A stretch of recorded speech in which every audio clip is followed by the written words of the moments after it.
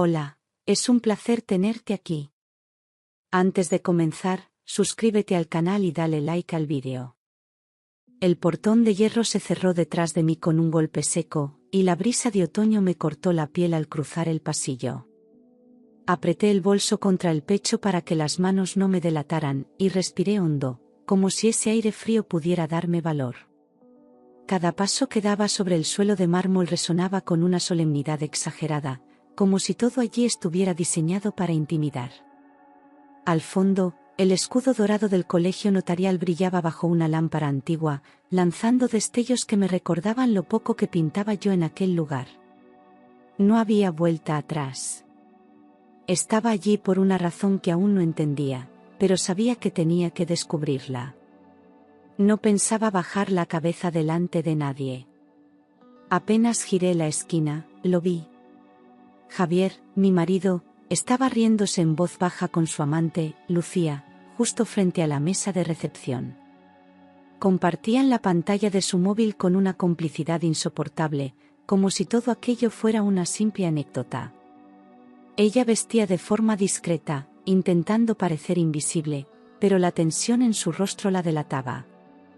Javier, en cambio, me miró sin ningún pudor, esbozando una sonrisa torcida, como si ya hubiera ganado. Yo desvié la mirada, no por miedo, sino para no perder el control. No me acerqué. Seguí caminando, fingiendo que no los conocía, como si fueran solo dos extraños más. Un auxiliar me indicó una silla, justo en la esquina del salón, frente a la puerta de cristal. Me senté sola, sin recibir ni un gesto de cortesía, ni siquiera de mi cuñada, que fingía estar ocupada con el móvil. Las risas de Javier y Lucía seguían flotando en el aire, como cuchillos silenciosos. Me pregunté si todo aquello no era más que una humillación final, si don Manuel me había citado solo para regodearse desde el más allá. Nunca me trató con respeto, nunca me consideró parte de la familia. Y sin embargo, allí estaba yo, esperando oír mi nombre en voz alta. Cerré los ojos por un instante, y me prometí que, pasara lo que pasara, no iba a romperme delante de ellos. Apenas me senté, sentí que todas las miradas apuntaban hacia mí, como si yo fuera el elemento fuera de lugar en una escena ensayada. La hermana de Javier murmuraba algo al oído de su marido, mientras me observaban de reojo con esa mezcla de desprecio y curiosidad. Lucía, aunque intentaba aparentar tranquilidad, no dejaba de tocarse el pelo y cruzar las piernas una y otra vez. Javier ni siquiera disimulaba, me miraba con superioridad, con esa expresión suya que tantas veces usó para hacerme sentir pequeña. Me sentía sola, expuesta, como si todo el salón supiera algo que yo no sabía. El silencio en la sala no era silencio, era un juicio mudo. Un juicio del que ya me sentía condenada sin haber sido escuchada. Me pregunté qué pensarían de mí, esa esposa ignorante, que seguía apareciendo en actos familiares sin ser realmente bienvenida. Durante años había tragado comentarios, desprecios y miradas vacías solo por mantener la paz. Pensaba que algún día ganaría su respeto, que el tiempo pondría las cosas en su sitio.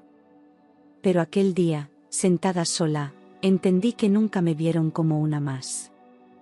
Para ellos yo era la mujer que Javier había elegido por capricho, no por amor. Y ahora que él tenía a Lucía, más joven, más adecuada, yo sobraba.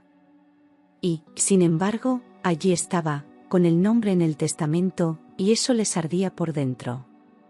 Intenté concentrarme en mi respiración, en el sonido del reloj de pared que marcaba los segundos con lentitud desesperante.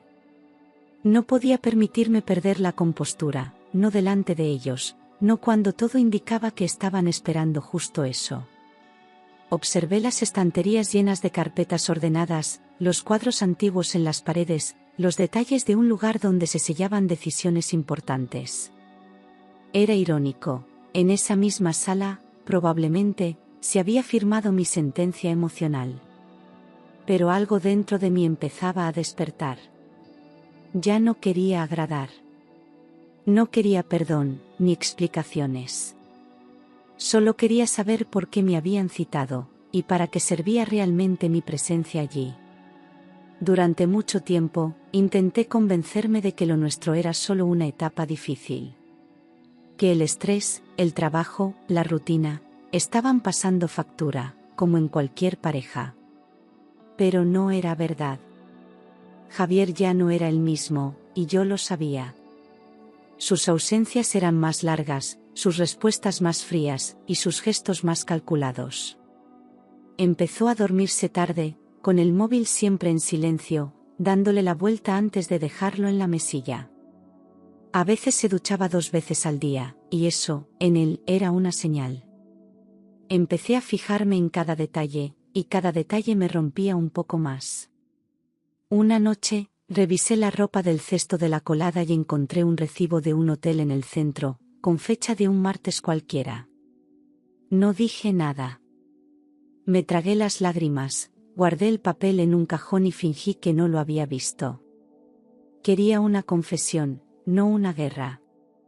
Pensé que, si hablaba, si le daba la oportunidad, acabaría contándomelo. Pero lo que recibí a cambio fue más distancia. Más indiferencia. Y una mirada que ya no me pertenecía. No teníamos hijos, y eso, que al principio parecía una decisión compartida, terminó siendo una barrera. Él salía más, volvía más tarde, y se perdía en reuniones que no existían. Yo pasaba las tardes sola, cocinando para 2 y cenando sola, con la televisión de fondo como única compañía. Empecé a vivir en silencio, a ocuparme de la casa sin esperar nada. Ni una caricia. Ni una palabra amable. Lo nuestro no era un matrimonio, era una costumbre. Una rutina sin alma. Una fachada que solo yo me empeñaba en mantener. La llamada llegó un martes por la mañana, justo cuando salía del portal para ir al trabajo.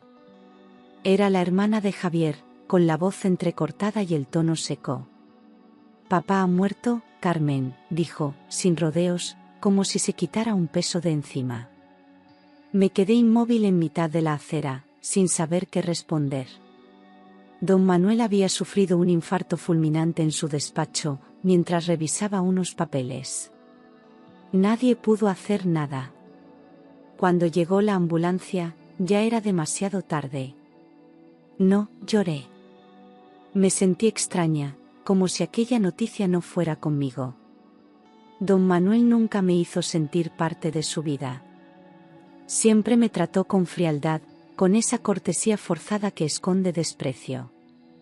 No le gustaba cómo me vestía, ni cómo hablaba, ni que trabajara fuera de casa. Decía que una mujer que no prioriza a su marido nunca será una buena esposa. Y yo, que al principio intentaba ganarme su respeto, acabé evitándolo para no sentirme juzgada. Así que no lloré, pero algo dentro de mí se removió. A pesar de todo, fui al velatorio. Me senté en un rincón, lejos de la familia, sin recibir siquiera un saludo. Nadie esperaba que yo estuviera allí, y mucho menos que mostrara respeto. Pero lo hice por mí, no por él. Necesitaba cerrar ese capítulo, aunque no supiera todavía lo que vendría después. Javier apenas me miró. Se pasó el día al lado de Lucía, que fingía estar desconsolada. Yo observaba desde la distancia, sin saber que la muerte de don Manuel iba a cambiarlo todo. Absolutamente todo. El salón de la notaría olía a madera antigua y a tensión contenida. El notario, un hombre delgado, serio y meticuloso, se aclaró la garganta mientras abría un sobrelacrado con manos firmes. Nadie hablaba. Incluso Javier dejó de comentar cosas con Lucía y se acomodó en la silla, cruzando los brazos con aire de seguridad. Yo, en cambio, respiré hondo y me aferré al bolso como si pudiera protegerme de algo que aún no entendía. El silencio se hizo más denso, como si todo el aire de la sala estuviera pendiente de esas palabras. El notario levantó la vista, nos miró uno a uno, y comenzó a leer. Su voz era clara, pausada, casi solemne.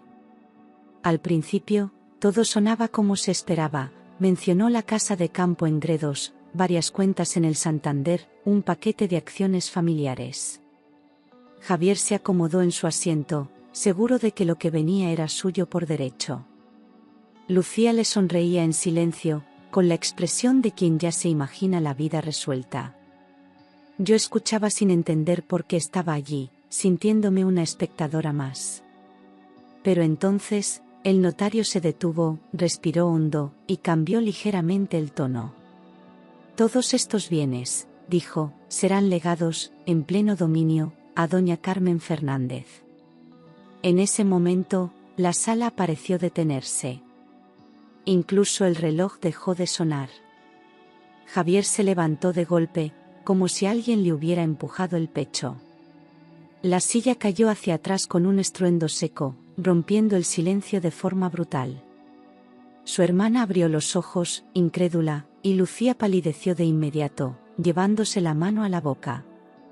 Yo me quedé inmóvil, como si mis oídos me estuvieran engañando, sin saber si debía llorar, reír o salir corriendo. El notario continuó leyendo, impasible, pasando de una cláusula a otra, sin detenerse en las miradas cargadas de tensión. Yo apenas escuchaba. Solo sentía un temblor que subía por mis piernas y se instalaba en el pecho. Algo acababa de cambiar, y no tenía vuelta atrás. Después de aquella frase, el silencio se volvió insoportable, como si el aire pesara de golpe sobre cada persona en la sala. Nadie dijo nada, pero las miradas lo decían todo. Javier seguía de pie, mirando al notario como si no hubiera entendido bien, como si esperara una corrección inmediata.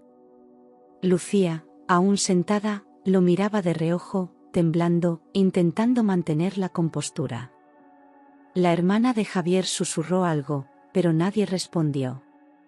Yo no sabía si respirar hondo o contener la respiración, si levantarme o quedarme allí hasta desmayarme.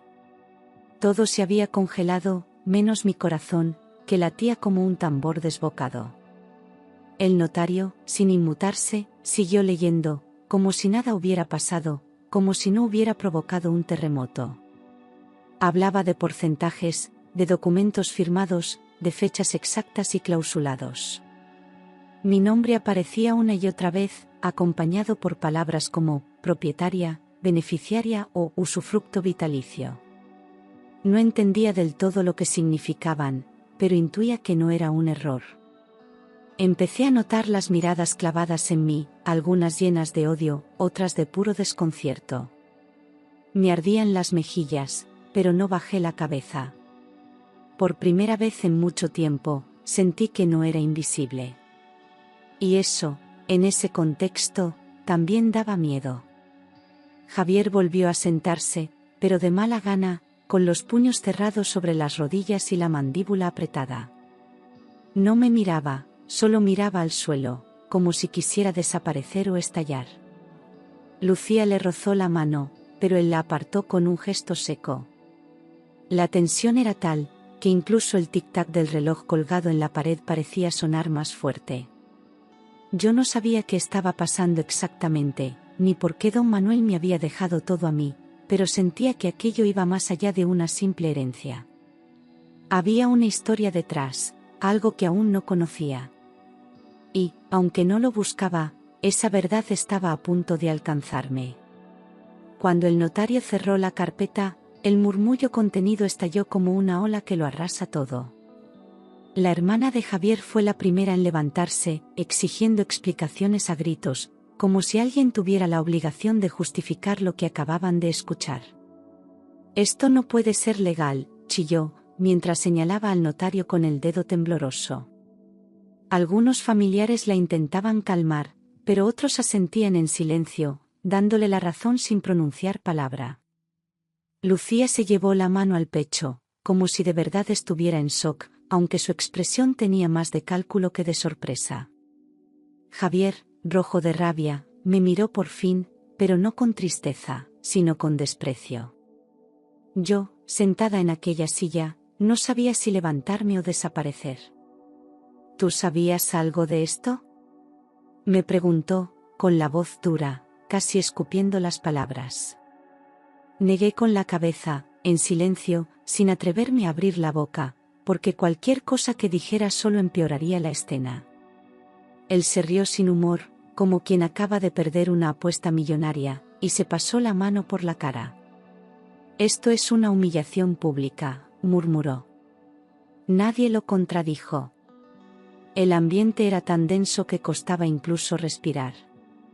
El notario observaba desde su asiento, sin intervenir, como si ya hubiera visto decenas de familias romperse en esa misma sala. Y yo, en medio de todo eso, no sabía si era víctima o protagonista. Las miradas se centraron de nuevo en mí, como si mi mera existencia fuera la culpable del caos. La cuñada se acercó y me dijo al oído que ojalá me atragantara con cada euro. Otro familiar soltó un «esto se impugna» antes de salir dando un portazo. Algunos se marchaban murmurando cosas que no alcanzaba a entender, pero ninguna de ellas era amable. Yo seguía sin moverme, como si el cuerpo me pesara el triple de lo normal. Sentía una mezcla absurda de vergüenza, confusión y culpa, aunque no había hecho nada.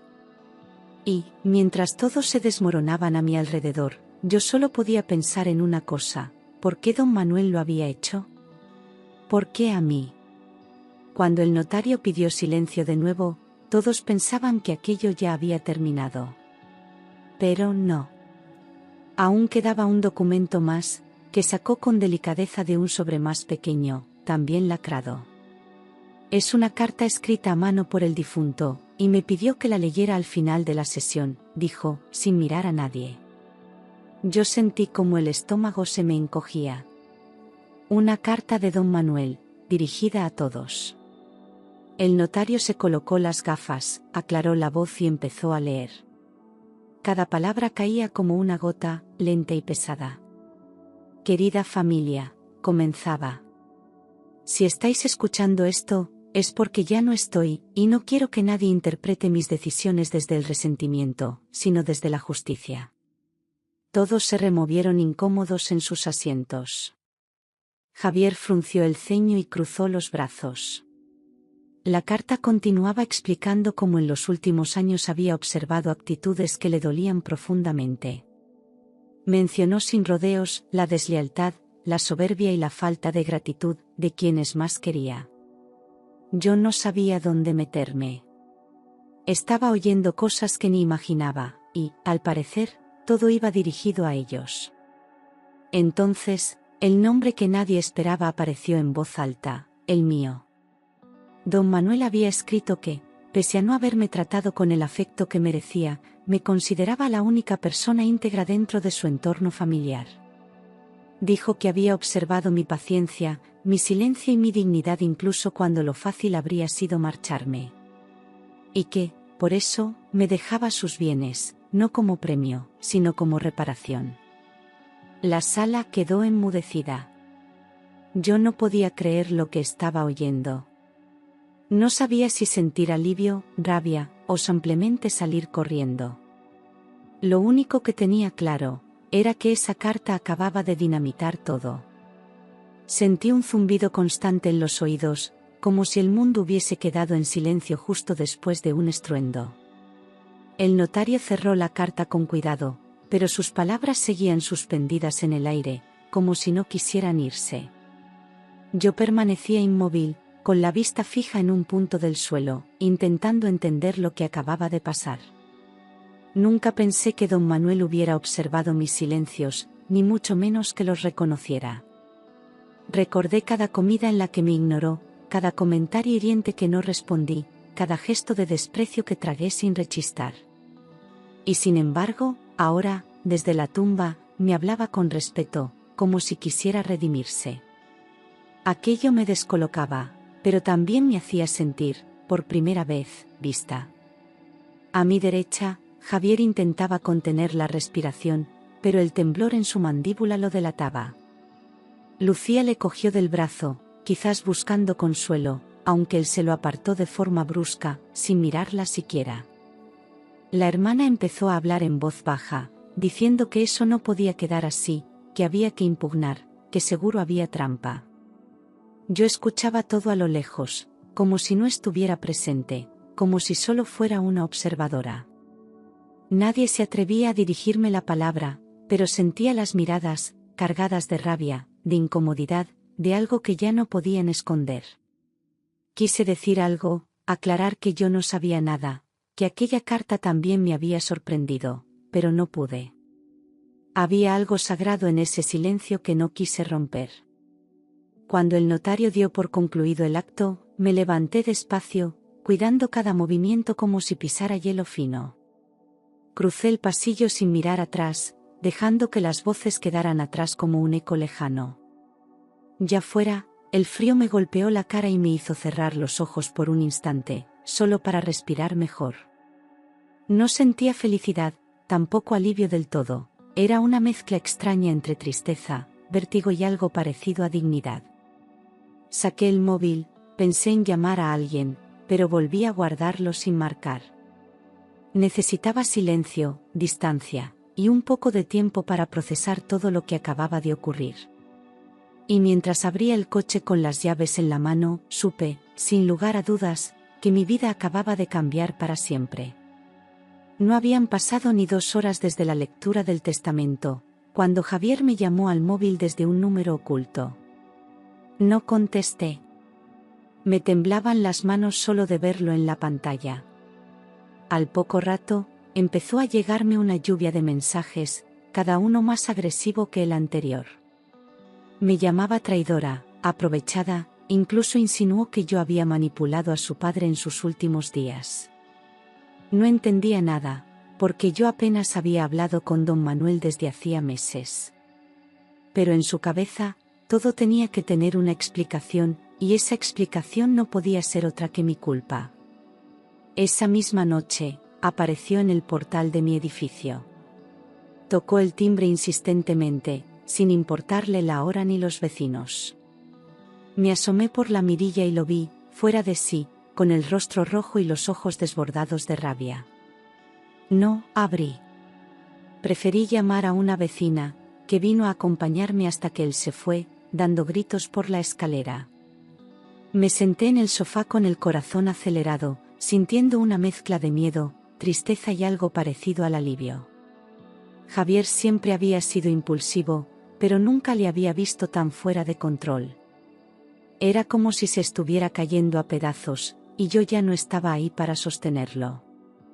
Al día siguiente, supe por una amiga en común que había ido a casa de su hermana gritando que lo habían despojado de todo. Que su padre lo había traicionado, que yo era una interesada, y que pensaba ir a los tribunales. La familia estaba dividida, algunos querían apoyarlo, otros empezaban a alejarse de ese escándalo. Yo, por mi parte, decidí guardar silencio. No di entrevistas, no respondí a mensajes, no publiqué nada en redes. Había aprendido a no alimentar incendios ajenos. Y, aunque por dentro me dolía, sabía que a veces el silencio era la única forma de proteger lo poco que aún quedaba entero. 2 días después de aquel caos, recibí una llamada del despacho del notario. Querían que pasara a recoger los documentos oficiales de la herencia y firmara el acta de aceptación. Fui sola, con un nudo en el estómago, sin saber exactamente qué estaba a punto de asumir. Al llegar, me entregaron una carpeta gruesa con el desglose completo de los bienes. La casa de campo en Ávila, una cuenta bancaria con más de 200.000 euros, y el 40% de las acciones de la empresa familiar. Lo leí todo en silencio, con las manos frías y el corazón inquieto. Aquello no era solo dinero, era una vida entera que alguien, sin avisar, me había puesto en las manos. Una vida que ni siquiera sabía si quería. Volví a casa caminando despacio, con la carpeta apretada contra el pecho. La calle parecía la misma de siempre, pero yo ya no era la misma. Entré en el salón, me senté en el suelo y abrí de nuevo los papeles, uno por uno, intentando entender qué significaba todo aquello. La casa, recordé, era antigua, pero hermosa. Había pasado delante de ella alguna vez, aunque sin imaginar que un día me pertenecería. Las cuentas estaban intactas, sin movimientos recientes. Y las acciones, Esas eran otra historia. Formaban parte de la empresa familiar que Javier aún dirigía. Solo entonces comprendí el verdadero alcance del conflicto que se avecinaba. Podía vender mi parte, mantenerla o simplemente quedarme al margen. Pero cualquier decisión que tomara iba a tener consecuencias. Javier no soportaría que yo tuviera voz en una empresa que siempre consideró suya por derecho. Sabía que su orgullo no iba a permitirlo. Aún así, no quise tomar ninguna decisión impulsiva. Guardé los documentos, me hice una infusión, y me senté junto a la ventana a observar la lluvia que empezaba a caer sobre Madrid. En ese momento, entendí que, aunque me habían dado una fortuna, lo que realmente me habían entregado era una libertad que jamás había tenido. Y esa libertad, también daba miedo. Volver al piso que compartíamos fue una de las experiencias más frías que recuerdo.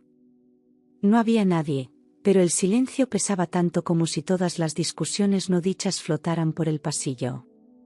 Me quité los zapatos en la entrada, como hacía siempre, aunque esa vez ya no me sentía en casa.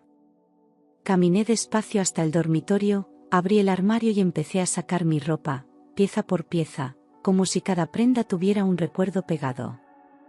No, lloré. Ya no quedaban lágrimas para ese lugar. Solo quería terminar, cerrar la puerta y no mirar atrás. Guardé mis cosas en 2 maletas medianas, sin orden, sin pensar demasiado. Cogí también algunos libros, una manta que me había regalado mi madre, y un marco con una foto antigua que, por extraño que parezca, aún me gustaba. No dejé nota, no dejé rastro. Javier no merecía ninguna explicación.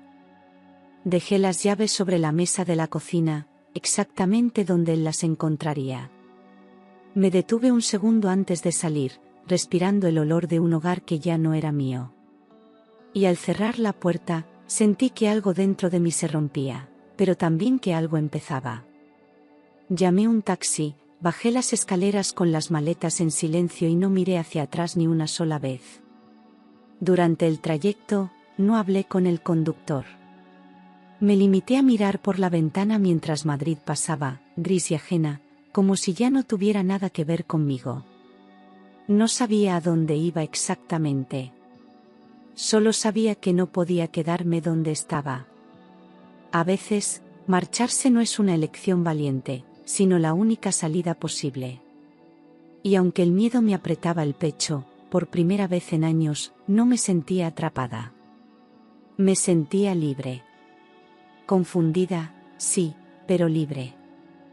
Llegué a Ávila al atardecer, cuando las montañas empezaban a teñirse de violeta. El taxi me dejó frente a la verja oxidada de la casa, y el conductor esperó a que encendiera la luz antes de marcharse. El jardín, repleto de hierbajos, tenía, aún así, un aire acogedor dentro de su abandono. Empujé la puerta principal, y un olor a madera cerrada me envolvió, denso pero prometedor. Con la linterna del móvil, iluminé los suelos de barro cocido y las vigas robustas en el techo. No era un palacio, pero sentí, sin saber muy bien por qué, que aquel lugar me había estado esperando. Dejé las maletas en el salón y, por primera vez en mucho tiempo, respiré sin prisa. A la mañana siguiente, me até el pelo y abrí de par en par todas las ventanas, dejando entrar el aire frío de la sierra. Empecé a barrer el polvo, a despejar telarañas y a airear alfombras que olían a pasado. Cada gesto me recordaba que la casa y yo compartíamos una urgente necesidad de renovación. Encontré un viejo transistor y, para mi sorpresa, seguía funcionando. Sonó una canción de Sabina que me arrancó una sonrisa involuntaria. Limpiar al ritmo de esa música me devolvió una energía que creía perdida, como si el cuerpo recordara que también puede sentirse útil. El esfuerzo físico acalló las voces interiores, esas que repetían dudas y culpas sin descanso. Al caer la tarde, me descubrí extenuada, cubierta de polvo, y, aún así, extrañamente satisfecha. Esa noche, encendí la chimenea, preparé una sopa sencilla y me senté en silencio frente al fuego, arropada por una manta. Repasé los últimos días y, por primera vez, no me vi como víctima, sino como protagonista de mi propia historia. Recordé las palabras de la carta de don Manuel y entendí que aquel legado era algo más que dinero o ladrillos. Era una invitación a reconstruirme, a demostrar que podía empezar de cero sin pedir permiso a nadie. Afuera, el viento golpeaba las contraventanas, pero dentro solo se oía el crepitar de la leña y un futuro aún sin escribir. Cerré los ojos, dejé que el cansancio me arrullara y, justo antes de dormirme, supe que el día siguiente sería mejor. Por fin, a kilómetros de todo, me sentí, de verdad, en casa. A los pocos días de instalarme, decidí revisar los armarios empotrados del piso de arriba, donde aún quedaban cajas acumuladas desde hacía años. La mayoría contenían papeles viejos, recibos de luz, carpetas amarillentas, pero una de ellas, más pequeña, estaba cerrada con una cinta roja. La abrí con cuidado, y lo primero que encontré fue un cuaderno de tapas duras, gastado por el tiempo. Dentro, la letra de don Manuel aparecía con trazo firme, ordenado, casi militar. Eran notas personales, reflexiones, algunas casi confesiones que nunca imaginé que él pudiera escribir. Empecé a leer, con el corazón acelerado y una extraña mezcla de temor y curiosidad. Y, poco a poco, esa letra severa empezó a contarme cosas que nadie más sabía. Había páginas donde hablaba de Javier, de su carácter impulsivo, de decisiones que nunca compartió, pero que aceptó por amor de padre. En otras, se refería a la familia como una estructura frágil mantenida por silencios, y me estremeció reconocerme en esas palabras. Y luego, más adelante, hablaba de mí. Decía que al principio me había visto como una figura extraña, una presencia que no encajaba con lo que él imaginaba para su hijo. Pero que, con el tiempo, había observado mi forma de mirar, de callar y de soportar sin una queja lo que otros no habrían aguantado ni una semana. Reconocía que se había equivocado, y que nunca encontró el momento de pedirme perdón.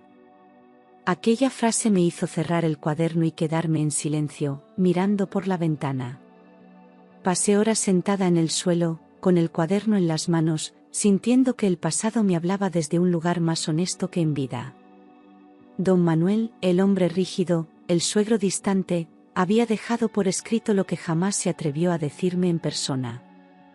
Y eso, aunque no borraba el daño, sí me devolvía una parte de mí que pensé que se había perdido. No era una redención, pero era un gesto humano. Un puente entre lo que fui y lo que estaba empezando a ser. Volví a guardar el cuaderno, lo envolví con la cinta roja y lo escondí en el cajón de mi mesilla. Porque, aunque esas palabras no estaban dirigidas a nadie más, para mí lo cambiaban todo. Me acosté esa noche sabiendo que, de algún modo, había recibido un último abrazo. Las primeras semanas en la casa fueron tranquilas por fuera, pero intensas por dentro.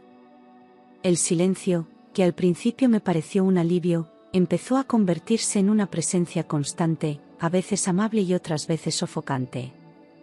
No había nadie con quien comentar el desayuno, ni una voz al otro lado de la mesa, ni pasos en el pasillo. Solo yo, el crujir de la madera, y el eco de mis propios pensamientos.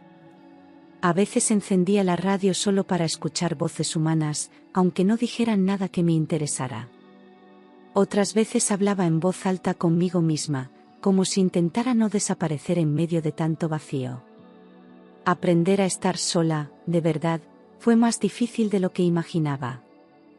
Las noches eran lo más duro. Cerraba las ventanas, bajaba las luces y me preparaba una cena ligera, pero el silencio se hacía más pesado.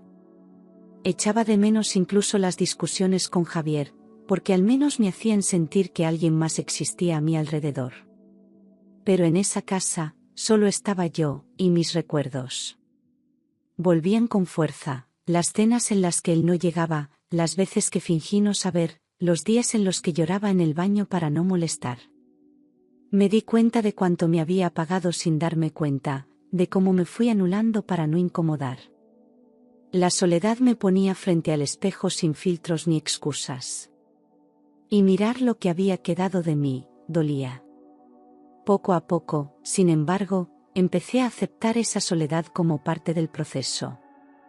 No era castigo, era limpieza. Me obligaba a hacerme preguntas, a enfrentar verdades que había escondido bajo capas de rutina. Empecé a escribir en un cuaderno viejo que encontré en uno de los cajones, sin pensar demasiado, solo dejando salir lo que necesitaba salir. A veces escribía frases sueltas, otras veces cartas que nunca enviaría. Había rabia, sí, pero también gratitud. Porque al final, ese silencio que tanto temía, fue el único que me escuchó de verdad, y no me interrumpió nunca. Una mañana, mientras barría las hojas secas del porche, se me cruzó una idea que al principio sonó absurda. Miré la casa, su estructura sólida, sus estancias amplias, la tranquilidad del entorno, y pensé, ¿y si la convierto en una casa rural? El turismo en la zona estaba creciendo, y esa casa, con un poco de trabajo, podía tener encanto. No tenía experiencia en hostelería, ni contactos, ni un plan concreto, pero algo dentro de mí se encendió. Era la primera vez en mucho tiempo que pensaba en el futuro sin miedo, con una ilusión genuina. Me senté en el escalón de la entrada con una libreta y empecé a anotar ideas, como si de repente el cerebro necesitara desahogarse. No sabía si funcionaría, pero tenía algo mejor que certezas, tenía ganas. Esa misma tarde busqué información en internet, leí artículos, vi vídeos y me empapé de todo lo que encontraba sobre alojamientos rurales. Cuanto más leía, más convencida estaba de que esa casa no era una carga, sino una oportunidad. Comencé por lo básico, hacer un inventario, evaluar lo que podía aprovechar y lo que había que cambiar. Anoté presupuestos aproximados, creé una lista de tareas y marqué prioridades. La idea me mantenía ocupada, concentrada, con la mente lejos del pasado. Por primera vez desde que llegué, empecé a moverme con propósito, no solo para sobrevivir, sino para construir algo mío. Y aunque aún no había contado a nadie mi plan, ya lo sentía real. Era el inicio de algo nuevo, y solo dependía de mí. A la mañana siguiente me acerqué al ayuntamiento para informarme sobre licencias y trámites necesarios. Me atendieron con amabilidad y me explicaron los pasos con claridad, algo que me dio aún más confianza. Al volver a casa, abrí todas las ventanas y dejé entrar el sol como símbolo de lo que quería empezar. Empecé a limpiar a fondo cada habitación, no solo para preparar la casa, sino también para sacar de mí todo lo que ya no me servía. Cada vez que movía un mueble, sentía que abría espacio también en mi interior. Aquella casa ya no era un refugio, era un proyecto. Y por primera vez, no trabajaba para otros, ni para complacer, ni para aguantar. Esta vez, era para mí. Esa misma semana, buscando recursos en línea, encontré un curso de gestión de alojamientos turísticos que empezaba en pocos días. Era completamente a distancia, con clases grabadas y tutores disponibles por correo. Dudé durante unas horas, me asaltaron inseguridades, pero al final decidí que ya era hora de apostar por mí. Me matriculé esa misma noche, con el portátil sobre las rodillas y el corazón palpitando como si hubiera dado un salto al vacío. Al recibir el correo de confirmación, sonreí como una niña que guarda un secreto. Ya no era solo limpiar paredes o mover muebles, ahora empezaba a construir desde el conocimiento. Y eso me devolvía una confianza que creía enterrada. Organizaba mis días de forma estricta, por la mañana estudiaba, por la tarde reformaba, y por la noche, escribía en mi cuaderno todo lo que iba sintiendo. El curso era exigente, pero apasionante. Aprendí a hacer presupuestos, a entender normativas, a pensar en marketing digital. Cada concepto nuevo me hacía sentir más preparada, más capaz. En el foro del curso conocí a otras mujeres que también estaban empezando desde cero, y nos dábamos ánimo en mensajes breves, pero sinceros. Me gustaba esa sensación de no estar sola del todo, de formar parte de algo que iba más allá de mis paredes. Por fin, no solo estaba sobreviviendo, estaba aprendiendo a prosperar. Claro que no todo era fácil. Había días en los que me sentía desbordada, en los que dudaba de cada decisión, en los que el cansancio se mezclaba con la nostalgia. A veces, bastaba un olor, una canción, o el sonido del viento entre los árboles para que una lágrima se me escapara sin aviso. Pero luego me secaba los ojos, volvía al escritorio y repasaba la lección del día. Aquello no era solo un curso, era una forma de reconstruirme desde adentro. Cada clase, cada idea, cada palabra escrita me estaba enseñando algo más importante que gestionar una casa rural, me estaba enseñando a creer de nuevo en mí. Y eso, sin duda, era lo más valioso que estaba ganando. Habían pasado casi 3 meses desde que llegué a Ávila cuando recibí la notificación de mi primera reserva. Era una pareja francesa que buscaba un sitio tranquilo para pasar el fin de semana. Al leer el mensaje, me quedé inmóvil unos segundos, como si no pudiera creer que de verdad alguien hubiera elegido mi casa. Respondí con formalidad, aunque las manos me temblaban mientras tecleaba. Me pasé la tarde revisando todo, sábanas limpias, bombillas funcionando, el baño impecable.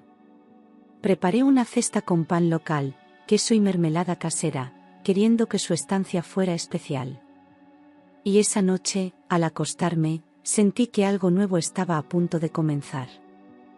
Llegaron un viernes por la tarde, sonrientes, educados, con mochilas al hombro y muchas ganas de desconectar. Les abrí la puerta con una mezcla de orgullo y nerviosismo, intentando parecer natural mientras les explicaba cada rincón de la casa. Me escuchaban con atención y hacían preguntas amables, como si ya intuyeran que aquello significaba mucho más para mí de lo que parecía. Cuando subieron a instalarse, cerré la puerta del recibidor y me apoyé contra la pared, dejando escapar un suspiro que llevaba meses guardado. No había sido fácil, pero había valido la pena. Esa casa, que un día heredé sin entender por qué, ahora tenía un propósito. Y yo, una dirección hacia donde caminar. El domingo, antes de marcharse, me dejaron una nota escrita a mano que decía: «Gracias por cuidarnos como si fuéramos familia. Volveremos». Me costó contener las lágrimas. Guardé esa nota entre las páginas de mi cuaderno, como un recordatorio silencioso de que todo estaba empezando a encajar. Esa semana llegaron otras 2 solicitudes, y de pronto, mi calendario ya tenía colores, fechas, nombres.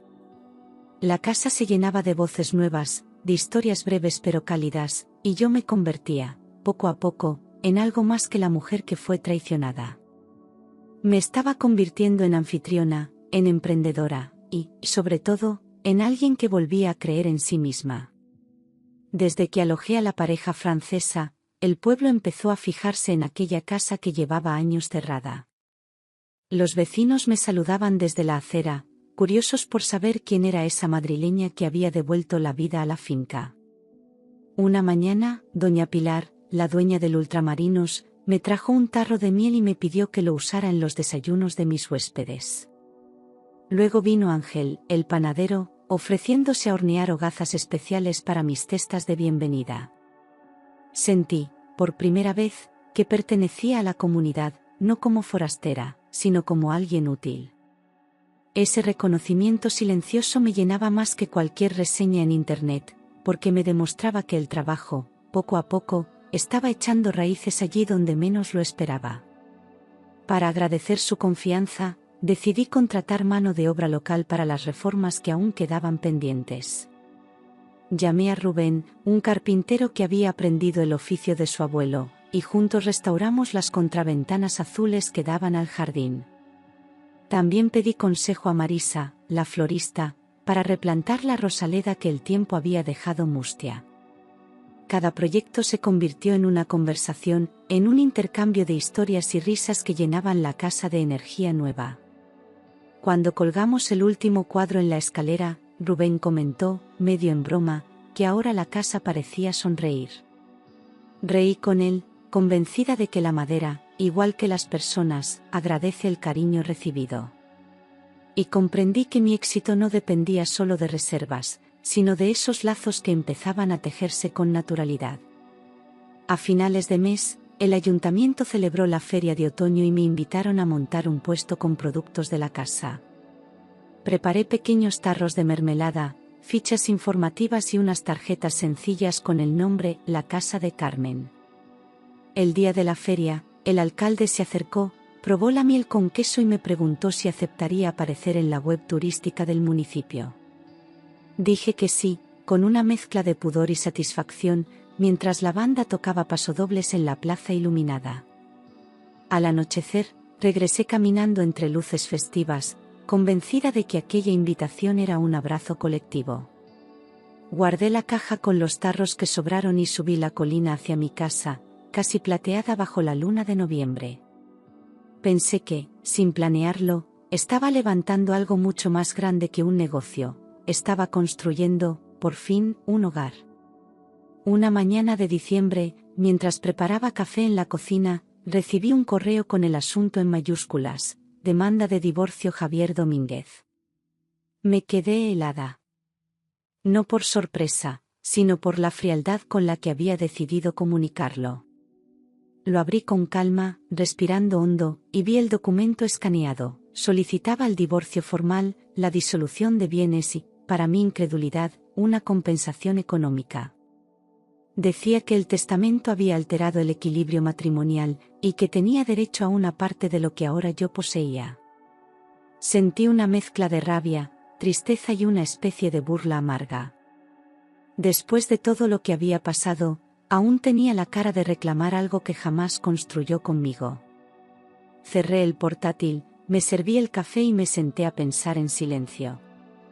Al día siguiente, concerté una cita con una abogada local, recomendada por uno de los vecinos del pueblo. Me recibió en un despacho cálido, con una voz serena y una mirada firme que me transmitió confianza desde el primer minuto. Le conté todo, desde la herencia hasta el abandono emocional, pasando por los mensajes agresivos y los intentos de intimidación. Escuchó sin interrumpir, tomando notas con calma, y al terminar, solo dijo: no se preocupe, Carmen. Tiene todas las de ganar.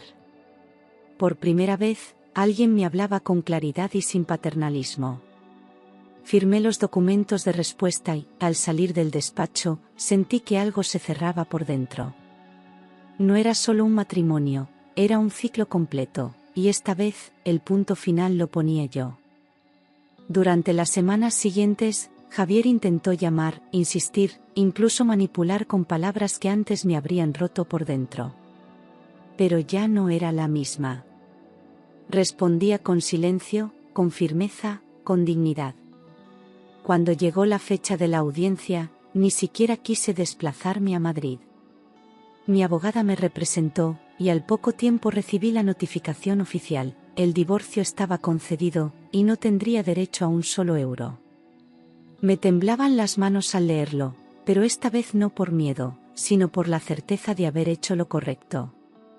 Guardé el documento en una carpeta azul, lo metí en un cajón, y cerré con llave. Porque algunas heridas, aunque sanen, merecen ser guardadas lejos de la vista, y del corazón. A los pocos días de firmarse el divorcio, empezaron a llegar los mensajes de la familia de Javier. No eran insultos directos, pero sí palabras cargadas de veneno disfrazadas de cortesía. No esperábamos eso de ti, Carmen. Tu casa era también parte de nuestra historia. Don Manuel no estaba en su sano juicio. Leí cada uno sin responder, intentando no dejar que me afectaran. Pero cada frase se me clavaba como una espina. Me dolía que, aun después de todo, siguieran viéndome como una intrusa. Como si mi único valor hubiera sido quedarme callada mientras los demás hacían y deshacían a su antojo. Un día, fue la propia hermana de Javier quien me llamó. Me dijo, sin rodeos, que estaba destruyendo lo que quedaba de la familia, y que aún estaba a tiempo de hacer lo correcto. Le pregunté, con voz tranquila, qué entendía ella por correcto. Su respuesta fue que devolviera la casa, o al menos las acciones de la empresa, que nunca debieron ser mías. Le colgué sin decir una palabra más. Me quedé mirando el teléfono unos segundos, con el corazón en la garganta, pero sin una sola lágrima. Ya no estaba dispuesta a cargar con culpas que no me pertenecían. No había robado nada, solo estaba ocupando el lugar que otro me cedió con plena conciencia. A partir de entonces, tomé una decisión firme: pondría límites. Bloqueé los números que insistían, silencié los correos y borré los mensajes sin abrirlos.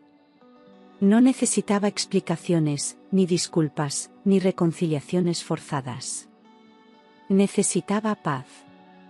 Había pasado demasiados años intentando agradar, buscando aprobación en lugares donde solo recibía juicio. Y ahora que por fin empezaba a construirme desde la verdad, no iba a permitir que me empujaran de nuevo al pasado.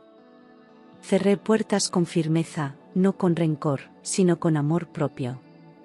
Porque no siempre es valentía quedarse, a veces, lo más valiente es alejarse sin ruido. Fue un sábado por la tarde, justo cuando acababa de cambiar las sábanas de la habitación de invitados, cuando escuché el sonido de un motor pararse frente a la casa. Pensé que era una nueva reserva anticipada, así que me acerqué con una sonrisa preparada, pero al abrir la puerta, me encontré con un desconocido.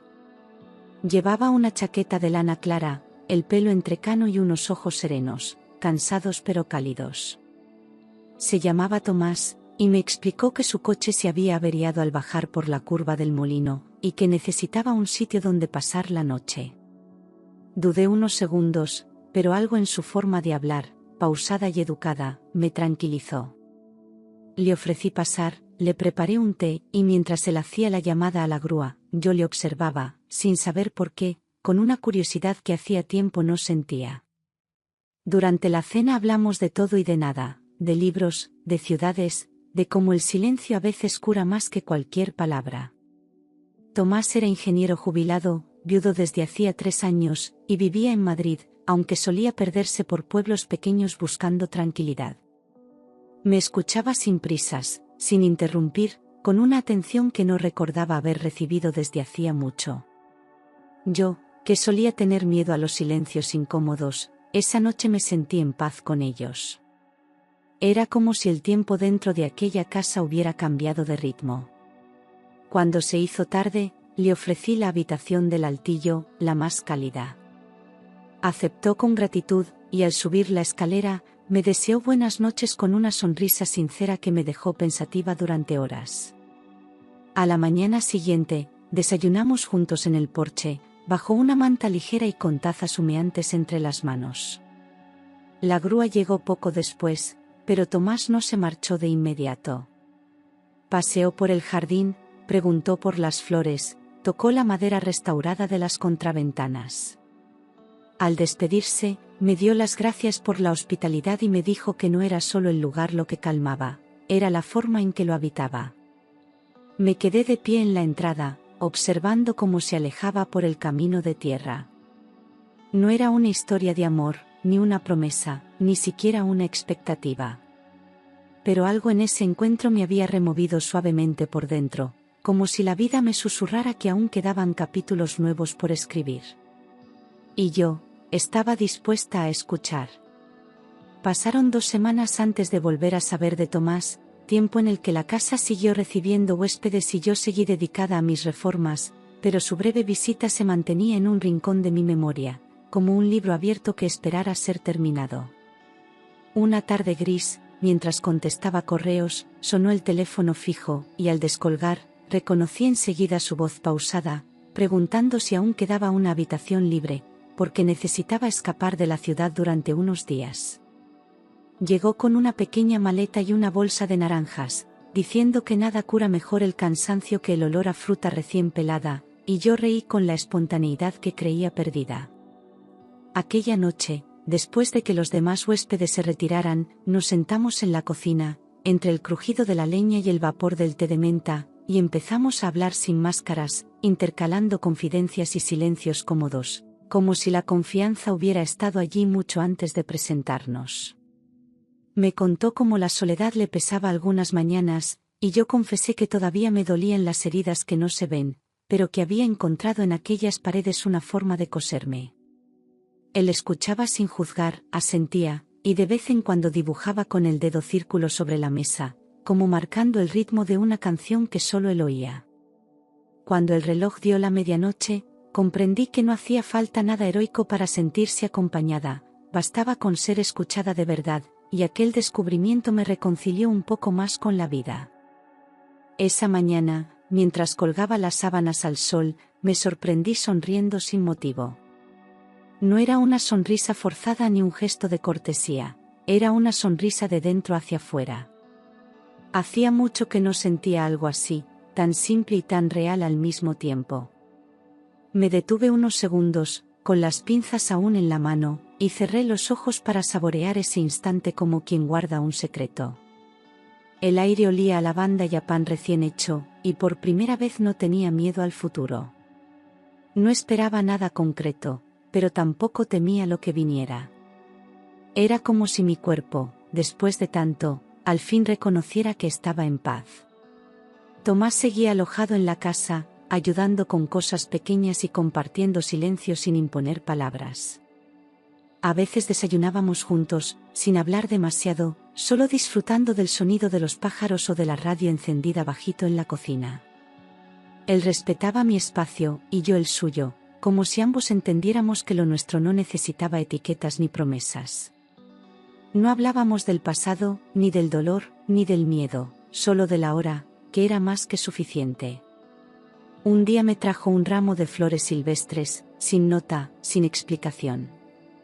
Lo dejó en la mesa de madera del comedor, y yo lo coloqué en un jarrón sin decir nada.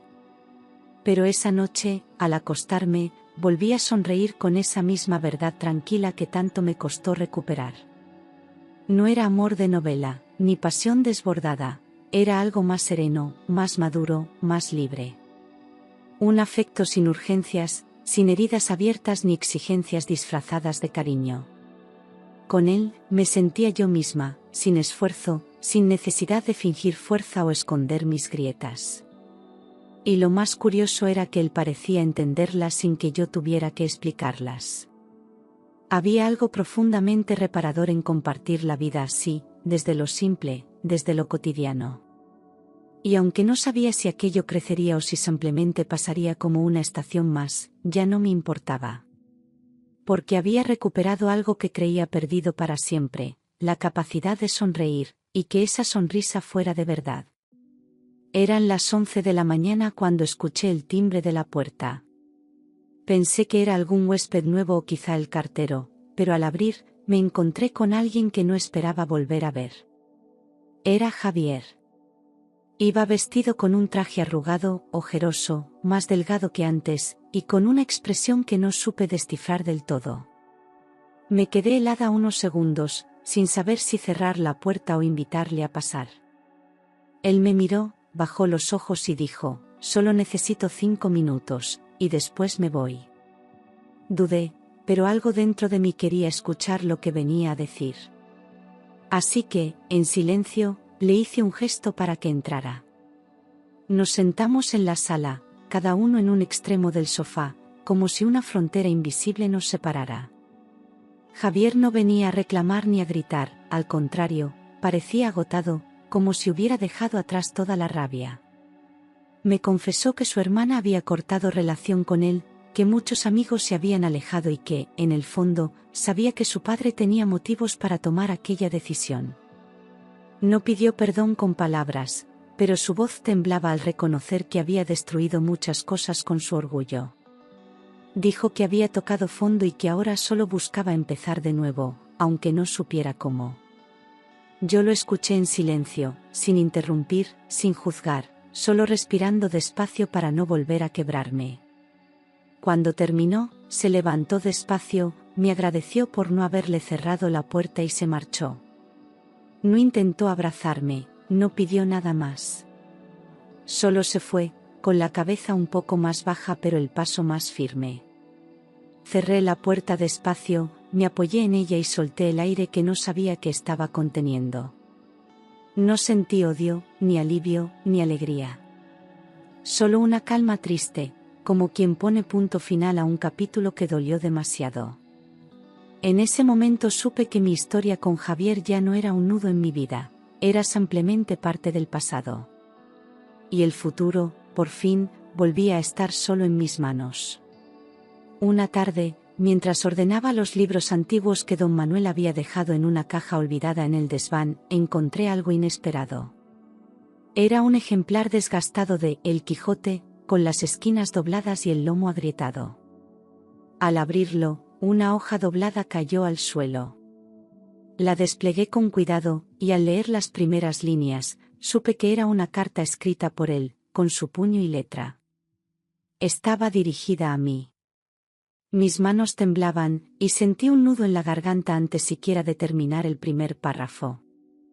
No podía entender por qué esa carta estaba ahí, oculta, como si hubiera querido que la encontrara solo cuando estuviera lista.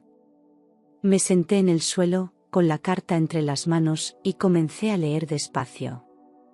En la carta, don Manuel hablaba de remordimientos, de errores pasados, y de cosas que nunca se atrevió a decir en vida. Confesaba que al principio me había juzgado mal, por prejuicio, por orgullo, por no querer aceptar que su hijo había elegido a alguien que no encajaba en sus moldes. Pero, con el tiempo, había aprendido a observarme desde el silencio, viendo mi paciencia, mi integridad, mi forma de cuidar sin pedir nada a cambio. Admitía que le costaba expresar afecto, y que se arrepentía profundamente de no haberme agradecido antes. Decía que, al incluirme en el testamento, no quería castigar a Javier, sino reconocer lo que yo había sido, la única que se quedó cuando todo se derrumbaba. Y cerraba con una frase que me hizo llorar: gracias por haber sido familia, incluso cuando yo no supe serlo. Doblé la carta con las manos húmedas de lágrimas y la guardé de nuevo entre las páginas del libro, donde sabía que siempre podría volver a encontrarla. Me quedé un rato allí, sentada, escuchando el silencio de la casa, con el corazón lleno de cosas que no sabía cómo nombrar. No era perdón, ni victoria, ni tristeza. Era algo más profundo, más suave, como una paz que se instala sin pedir permiso. Esa carta no cambiaba el pasado, pero me reconciliaba con él. Ya no necesitaba más explicaciones. A veces, lo que no se dijo en vida llega justo cuando el alma está lista para entenderlo. Y yo, por primera vez, sentí que todo había valido la pena. A la mañana siguiente, mientras revisaba las reservas con una taza de café humeante entre las manos, apareció un correo con asunto inusual: Programa Nacional de Turismo Rural Selección Especial. Lo abrí sin demasiadas expectativas, pero, a medida que leía, empecé a sentir un cosquilleo de incredulidad en el estómago. Un equipo de periodistas y fotógrafos recorrería los alojamientos con mejor acogida del año, y la casa de Carmen figuraba en la lista. Me pedían permiso para pasar un fin de semana, entrevistarme y realizar un reportaje que se publicaría en varios medios. Parpadeé un par de veces, como si eso bastara para confirmar que no era un error. Luego respiré hondo y sonreí, sorprendida de lo lejos que habían llegado aquellas paredes saneadas con mis propias manos. La noticia corrió por el pueblo más rápido que la brisa entre los castaños. Doña Pilar me abrazó en la tienda, celebrando el reconocimiento como si fuera suyo. Rubén prometió pulir las barandillas antes de la visita, y Marisa apareció con un ramo de flores frescas para la entrada. Sentí un nudo dulce en la garganta al ver cómo cada uno aportaba algo sin que yo lo pidiera. Tomás, que escuchaba atento, me guiñó un ojo y dijo que ya estaba buscando recetas para sorprender a los periodistas con un desayuno inolvidable. Nadie hablaba de dinero ni de beneficios, hablaban de orgullo compartido, de pertenencia, de ese nosotros que empezaba a latir entre las piedras viejas y el futuro por escribir. Esa noche, sentada en el porche con la manta sobre las piernas, pensé en lo irónico que era todo. Hacía un año, mi vida se derrumbaba entre infidelidades y silencios. Ahora, mi nombre aparecía en un programa nacional gracias a la misma casa que heredé como último acto de justicia. Miré el cielo despejado, sentí el aire frío de la sierra y comprendí que el reconocimiento no era solo externo. Era yo aceptando que merecía esa luz, que podía sostenerla sin miedo a que se apagara.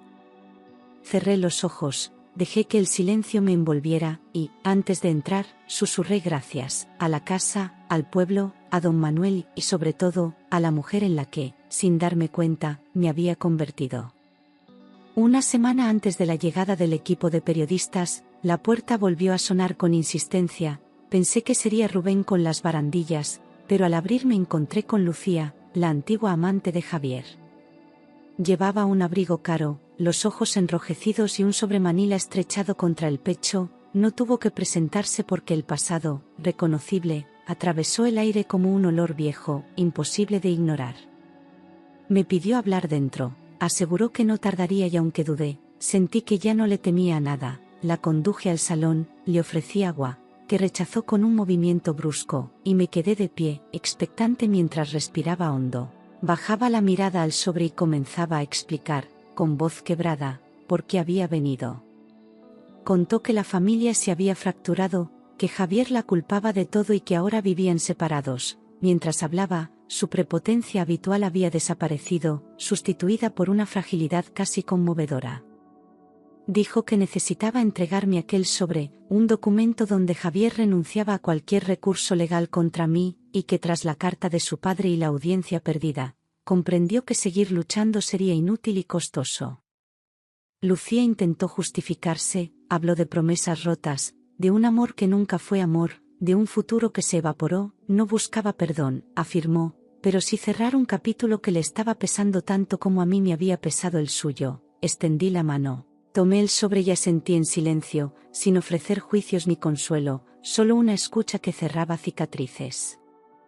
Cuando se marchó, quedé con el sobre en la mano, sin prisa por abrirlo, respirando la calma densa que dejó su partida. Lo abrí en la cocina junto a la ventana, donde el viento movía las cortinas, como si también quisiera leer. Leí la renuncia firmada ante notario y sentí como un último nudo se deshacía dentro del pecho, ligero y definitivo. Quemé una copia antigua de la demanda en la chimenea, dejando que las cenizas volaran hacia la noche clara. Después salí al porche. Tomás estaba podando las hortensias y levantó la vista al verme sonriente y libre. Le conté lo ocurrido con pocas palabras y él soltó las tijeras, me abrazó sin decir nada, respetando el silencio. Allí, en medio del jardín iluminado por la luna temprana, comprendí que el pasado, por fin, había aprendido a quedarse atrás. Los meses siguientes fueron de reconstrucción silenciosa, sin prisa, sin mirar atrás. Cada día amanecía con la certeza de que el pasado ya no podía seguir arrastrándome y que el futuro, por muy incierto que fuera, estaba en mis manos para moldearlo. Empecé a caminar por senderos cercanos, disfrutando del aire puro y del canto de los pájaros, como si el mundo entero me ofreciera una oportunidad nueva para respirar. Aprendí a encontrar en la soledad compañía, y en el silencio, respuestas que antes no escuchaba. Con cada paso, sentía que me liberaba de cadenas invisibles que durante años me habían mantenido prisionera. Poco a poco, la relación con Tomás se fue consolidando, sin apuros ni promesas que pesaran. Nos apoyábamos en la calma, compartíamos pequeñas rutinas y el respeto mutuo que nace de la confianza. No había prisa por llenar vacíos ni por curar heridas de forma rápida, sino el compromiso de estar presentes. Algunos días ampliamente nos sentábamos en el porche, mirando el atardecer, sin necesidad de hablar. Esa serenidad era un regalo que yo no esperaba encontrar y que me devolvía la fe en el amor. Aprendí que no todas las historias tienen que ser épicas para ser profundas y significativas, y que el verdadero valor está en saber caminar juntos, con respeto y en libertad. Con el paso de las estaciones, la casa se convirtió en un hogar definitivo, lleno de vida y recuerdos. La comunidad me acogió como a una más, y yo, por primera vez en mucho tiempo, me sentía en paz. El dolor, aunque nunca desapareció por completo, dejó de ser una sombra que me dominaba. Ahora era solo una parte de la historia, un capítulo que me hizo fuerte y consciente de mi valor. Sabía que el camino no siempre sería fácil, pero ya no caminaba sola ni con miedo. Con cada amanecer, renovaba la promesa de cuidarme y seguir adelante, sin olvidar nunca de dónde venía. Y así, con pasos firmes y corazón abierto, construí la vida que siempre merecí tener. La mayor herencia que don Manuel me dejó no fue el dinero ni las propiedades, sino la oportunidad de renacer.